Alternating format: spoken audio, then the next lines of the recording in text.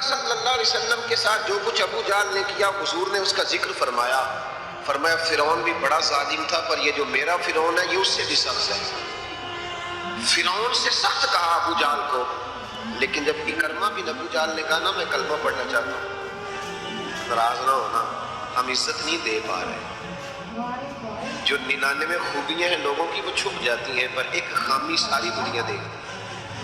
یہ ہمارے اندر کی وہ کمزوری ہے جس نے ہمارے علماء اور مشائخ اور بزرگوں تک کو معاشرے کے اندر بدنام کر دیا ہے.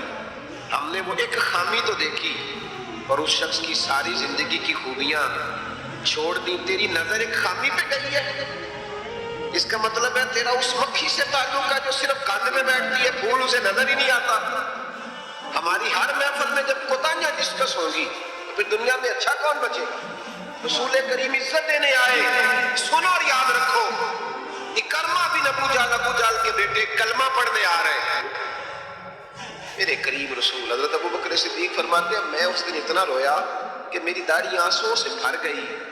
نبی کریم فرمانے لگے بھائی مجھے خبر ملی ہے کہ اکرمہ کلمہ پڑھنے آ رہا ہے، آؤ ذرا سارے بیٹھو میری بات سنو. حضور حکم کرے تو محبوب نے فرمایا کوئی اس کے سامنے اس کے باپ کو گالی نہ دے، کوئی اس کے باپ کو اس کے سامنے برا کہہ کے نہ پکارے. کوئی یہاں ایک اور بات بھی کرنی بڑی ضروری سمجھتا ہوں، جو پکا بے ایمان کافر تھا، بے ایمان، جب حضور نے منع کر دیا کہ اس کے بیٹے کو تکلیف ہوتی ہے، جس کا کفر نص قطعی سے ثابت ہے، ان الذین کفروا سواء علیہم انذرتهم ام لم تنذرهم لا یؤمنون. اس آیت کی تفسیر میں جہاں بھی آپ کھولیں گے پہلا نام ابو جہل کا ملے گا، جس پر نص آ گئی کہ اس کی قسمت میں کفر ہے. جب وہاں حضور نے فرمایا باپ کو کافر نہ کہنا بیٹے کو تکلیف ہوگی، تو تو بتا جب تو حضرت عبداللہ اور سیدہ آمنہ کے بارے میں بات کرتا ہے تو حضور کے دل کو تکلیف نہیں ہوتی؟ شرم نہیں آتی لوگوں کو؟ حیا نہیں آتی؟ حضور کا دل دکھاتے. اور دیکھیں عبداللہ کا معنی اللہ کا بندہ ہے، اور جو آمنہ نام ہے اس نام کا حسن تو دیکھیں، ہو درود تجھ پہ بھی آمنہ اور تیرے لال پر بھی سلام ہو. تو تھوڑا آپ بھی پہچانا کریں، جو تیری اماں کو برا کہے تو سلام نہیں لیتا، اور جو نبی پاک کی اماں کے بارے میں بات کہتا ہے تو کہتا ہے مولوی صاحب کا مل کے رہنا چاہیے. عجیب بات ہے نا تیری. اس بندے سے سلام لے لے، اس سے گلا ملا لے جس کے سینے میں نبی پاک کے والدین کے بارے میں بغض چھپا ہوا ہے، اس شخص سے سینہ ملائے. تھوڑا سا سوچا کریں ہمارا کسی سے جائیداد کا کیا رٹا ہے. تو یاد رکھیں اکرمہ جب آ رہے تھے تو نبی کریم علیہ السلام نے فرمایا کوئی اسے اس کے باپ کو اس کے سامنے برا نہ کہے. حضرت ابو بکر صدیق کہتے ہیں پھر حضور نے فرمایا کوئی اس کے باپ کا کفر نہ گنوائے، کوئی اس کی زیادتیوں کا ذکر نہ کرے، کوئی اس کے بارے میں کوئی آیت نہ پڑھے، کوئی میرا قول نہ دہرائے. حضرت سیدنا ابو بکر صدیق فرماتے ہیں میں رونے لگا تو مجھ سے حضرت ابو دردہ کہنے لگے آپ کیوں رو رہے ہیں؟ تو میں نے کہا میں رو رہا ہوں محبوب کی رحمت للعالمین پہ کہ محبوب یہ کس کے استقبال کی تیاریاں کرا رہے ہیں. انہوں نے ساری زندگی تکلیف دی، کن کے استقبال؟ خدا را ساری. آپ یقین کریں آپ بیٹھ گئے کسی مجلس میں، ناراض نہ ہونا، علماء نیک لوگوں کی بات نہیں کرتا، اپنی اور آپ کی کر رہا ہوں. ہم کسی محفل میں بیٹھ جائے نا، ہم نے اب گناہوں کے نام بدل لیے. جھوٹ کا نام ہم نے بہانہ رکھا ہے، میں بہانہ کر چڑھے اصل، حالانکہ سچی بات کیا ہے؟ جھوٹ بولا. اور یہ غیبت کا نام ہم نے بدل کے گپ شپ رکھا ہے، تھوڑی دیر گپ شپ کرے. وہ گپ شپ کیا ہے؟ بڑے بڑے مذہبی لوگ میری طرح کے جبہ و دستار، وہ ساتھ والی اتنا اپنی جماعت کی تبلیغ کرنا ضروری نہیں سمجھتا جتنا ساتھ والی جماعت پہ تنقید کرنا ضروری سمجھتا. یوں لگ رہا جیسے مقابلہ چل رہا ہے مذہبی لوگوں کا آپس میں، ہر آنے والے کو اور ہر ملنے والے کو اور ہر جس آدمی کا نام ہے اس کی کوئی نہ کوئی کوتاہی تلاش کر کے رکھنا ہمارا وتیرہ بن گیا ہے. اس مزاج کو بدلنا پڑے گا. جب یہ مزاج بدلے گا تو معاشرے میں حسن پیدا ہو. میری طرف جو آدمی بھی تھوڑا سا ممبر پہ بیٹھنے لگتا ہے وہ کہتا ہے میں ہی دین کا کام کر رہا ہوں. جو جماعت بھی کام شروع کرتی ہے کہتے ہیں صرف ہم نے کیا. بھئی تم نے کیا تو تم سے پہلے غیر مسلم تھے سارے، تمہیں کیسے پتا چلا یہ دین ہے؟ تھوڑا تھوڑا نرمی پیدا کریں، رویوں کو ٹھنڈا کریں. حضرت عمر بن عبدالعزیز گزر رہے تھے، لکڑی کے جوتے پہنے ہوئے تھے. ایک بوڑھے بابا جی سڑک کنارے سو رہے ہیں. حضرت کا پیر آ گیا، تو بابا جی اندھیرا تھا، جلدی سے اٹھے. جب بندہ اس طرح ہڑبڑا کے اٹھتا ہے نا اچانک فٹافٹ، تو وہ کچھ سخت بات ہی کرتا ہے. تو بابا جی نے اچانک ٹکر ہو موٹر سائیکل کی، بالکل تو یکدم جملے کیا ترتیب پاتے ہیں آپ بندے. تو بابا جی نے بھی اٹھتے کہا حالان تم العامہ، پیر پہ پیر آیا. تو بزرگ کہنے لگے آپ بندے. بڑی سخت بات تھی، معمولی آدمی نہیں، بادشاہ ہیں، اور اکیلے نہیں، 4-5 سپاہی ساتھ ہیں، ہاتھ میں تلواریں ہیں، نیزیں ہیں، برچھیاں ہیں. اور یہ وہ دور تھا کہ وہ بادشاہ کہلاتے تھے لوگ، جمہوری حکومتیں نہیں، ان کا سکہ چلتا تھا. اتنے بڑے آدمی کو کہہ دیا آپ بندے. اس نے کہا بندے. حضرت عمر بن عبدالعزیز نہ ہلکا سا مسکرائے اور مسکرا کے کہنے لگے نہیں بزرگوں، مجھے نظر آتا ہے وہ جو ساتھ تھے نا سپاہی، چائے سے کیتلی ہمیشہ زیادہ گرم ہوتی ہے. تو ان سپاہیوں نے تلواریں نکال لی. آپ نے فرمایا تمہیں کیا ہوا؟ کہنے لگے حضور اس نے آپ کو اندھا کہا ہے. آپ فرمانے لگے نہیں انہوں نے تو نہیں کہا. کہ جناب کہا ہے. فرمایا نہیں کہا. کہ جناب کہا ہے. فرمایا بابا جی باتیں تم سے کر رہے تھے مجھ سے کر رہے تھے؟ کہ حضور وہ آپ سے کر رہے تھے. تو فرمانے لگے نادانو، انہوں نے مجھے اندھا نہیں کہا، بلکہ وہ تو استفہامیہ جملہ تھا. انہوں نے پوچھا ہے کہ آپ اندھے تو نہیں؟ تو میں نے کہہ دیا نہیں مجھے نظر آتا ہے. اس میں جھگڑے والی کون سی بات ہے؟ یعنی جتن جتن تے ہر کوئی کھیڑے نہ کدی آرن بھی تے کھیڑ فقیرا، اور جتن دا مل کوڈی پہ گئی آرن دا مل ہیرا.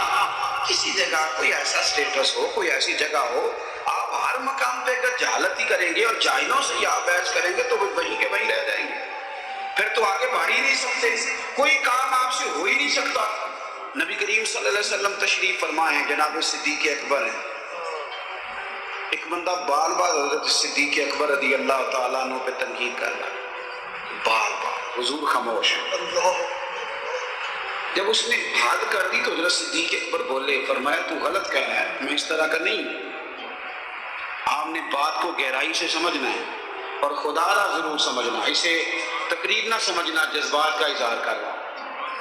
ایسے تلخ تلخ لوگ، آپ یقین کریں ہم عقیدہ لوگ، ایک عقیدے، ایک نظریے، ایک جماعت کے لوگ، لیکن ایک دوسرے سے دوریاں. ہمارے رویوں نے اس طرح کر دیا ہے کہ ایک شخص اکیلا ہی زندہ ہے، بس وہی ٹھیک ہے، اس کے علاوہ کوئی بھی نہیں. اتنی دوری یار. وہ امت جس کی 80 صفحے ہونی ہے قیامت کے دن، جو نظر آئے گی پوری دنیا میں کہ یہی امت ہے، وہ اس طرح ٹوٹ ٹوٹ کے بکھر رہی ہے. ہم درگزر کرنے کو تیار ہی نہیں، وہ باتیں کر رہا ہے. جب حضرت صدیق اکبر نے جواب دیا تو کریم محبوب اٹھ کے چلے گئے. حضرت صدیق اکبر پیچھے دوڑے کہ یا رسول اللہ، جب تک وہ باتیں کر رہا تھا آپ بیٹھے تھے، اور جب میں نے جواب دیا تو آ گئے. حضور فرمانے لگے ابو بکر تیرے سرانے رب نے فرشتہ کھڑا کیا تھا. اللہ کرے آپ کو سمجھ آئے. تیرے سرانے فرشتہ تھا، جب وہ بولتا تھا تو تیری طرف سے فرشتہ جواب دیتا تھا. فرشتہ بول رہا تھا جبھی تو میں بھی چپ تھا. فرشتہ تیری طرف سے جواب دے رہا تھا. اور فرمایا جب تو بولا ہے تو فرشتہ چلا گیا تو میں بھی اٹھ کے آ گیا. دیکھیں ہم کوئی لوارث نہیں، خدا رسول والے ہیں. ایسا نہیں ہے کہ کہیں چپ کر دیں گے تو ہمارا وارث کوئی نہیں. آپ نہ کسی مقام پہ اپنوں کے مقابلے میں تو کہیں خاموشی اختیار کریں، آپ کہیں اپنوں کے بارے میں تو درگزر کریں. امام اعظم ابو حنیفہ رحمۃ اللہ علیہ، آپ کے والد صاحب کا انتقال ہو گیا. 3 دن تعزیت کے لیے بیٹھے، باہر نکلے، چوک میں آئے. ایک بندہ آپ کا حاسد تھا، مخالف تھا، اور سارا علاقہ جانتا تھا کہ آپ کا مخالف ہے. جب آپ باہر نکلے نا تو بہت سارے لوگ تھے چوک میں، وہ بھی سامنے سے آیا. السلام علیکم کے بعد کہنے لگا، توجہ کرنا بات پہ، کہنے لگا ابو حنیفہ سنا ہے آپ کے والد فوت ہو گئے. سب جانتے ہیں مخالف ہے، حاسد ہے، اور حسد کی وجہ سے مخالف ہے، سب کو پتہ ہے. اور حسد بڑی بری چیز ہے. وَمِن شَرِّ حَاسِدٍ إِذَا حَسَدَ، اس کے شر سے اللہ ہم سب کو محفوظ فرمائے. یہ شریر کام ہوتا ہے. آپ کھڑے ہیں، کہتے سنے تیرے ابا انتقال کر گئے. فرمایا ہاں. کہنے لگا اپنی ماں کا نکاح میرے ساتھ کر دو. یارو کہہ دیتے ہیں لوگ بڑی بڑی باتیں، کبھی دیکھو تو بڑا کچھ کہہ، چلو سامنے نہیں تو پیٹھ کے پیچھے کہہ دیتے. لوگ بڑی بڑی چیزوں پہ طنز کرتے ہیں، ایسا جملہ کستے ہیں کہ وہ انسان کی نیند میں سوراخ کر دیتا ہے، سوتا نہیں انسان۔ اماں کا نکاح میرے ساتھ کر دو، جملہ سخت تھا پر بات تو شرعی تھی نا، غیر شرعی تو نہیں تھی۔ تو امام صاحب کے ساتھ جو شاگرد تھے، عقیدت مند تھے، ارادت مند تھے، انہوں نے تلواریں نیام سے نکالنی، فرمایا چپ کر جاؤ بھائی، ہم کو لوارث ہیں، چپ تو کرو نا یار، کہیں سہنا تو سیکھو، کہیں برداشت تو کرو، کہیں کچھ تمہیں لوگ کہیں گے، کس کس کو راضی کرو گے؟ حضرت امام صاحب رحمۃ اللہ علیہ نے ساری ہمت سمیٹی، آنسو جو چمکے تو ان کو بھی دامن میں سمیٹ لیا، ہمت جمع کر کے کہنے لگے میاں تم نے کہا ہے میں اپنی ماں کا نکاح تیرے ساتھ کر لوں تو عدت گزر لینے دے، میں تیرا نام لے کے اماں سے بات کروں گا، اگر وہ تیرے ساتھ نکاح کرنا چاہے تو مجھے اعتراض کوئی نہیں۔ ہوئے ہوئے دل دریا سمندروں ڈوبے، کون دلاں دیاں جانے، دل تو ٹوٹ گیا نا، بکھر کیا دیتے ہیں یار۔ کئی دفعہ جس نے 40 سال بھی قرآن پڑھایا ہو، مسجد نے ڈیوٹی کی ہو، اس شخص کو بھی کئی دفعہ لوگ مسجد کے دروازے پہ کھڑے کر کے بات کر دیں، بڑی تکلیف ہوتی، بڑی تکلیف ہوتی ہے بعض اوقات۔ بڑے بڑے لوگوں کو لوگ کیا گزرتے ہیں۔ حضرت امام صاحب فرمانے لگے عدت بیت لینے دے، تیرا نام لے کے بات کروں گا، تیرے ساتھ نکاح کرنا چاہے تو مجھے اعتراض کوئی نہیں۔ یہ کہہ کے اپنے دوستوں کے بازو تھامے اگلے چوک میں گئے، وہ بندہ دھڑام سے زمین پہ گرا، اعتراض کر دھڑام سے گرا، روح پرواز کر گئی۔ لوگ کہنے لگے حضور اسے کیا ہوا؟ آپ فرمانے لگے اس نے سمجھا تھا میں لوارث ہوں، اسے کچھ بھی نہیں ہوا، ابو حنیفہ کے صبر نے اس کی جان لے لی، میرے صبر نے جان لے لی، تیرا صبر کئی دفعہ جان لے لے گا، تیرا صبر، تیرا حوصلہ، تیری دلیری۔ آپ اپنی زندگی میں یہ کریں نا بھائی، کیا ماجرا ہے؟ ہم ہر وقت جو ہے کسی جگہ بھی عاجزی نہیں دکھاتے، کسی مقام کہیں مان جایا کریں چپ کر۔ امام زین العابدین، ایسی بات پہ بات یاد آ گئی، زیادہ باتیں نہیں کرنی، بس لیٹنے لگا ہوں۔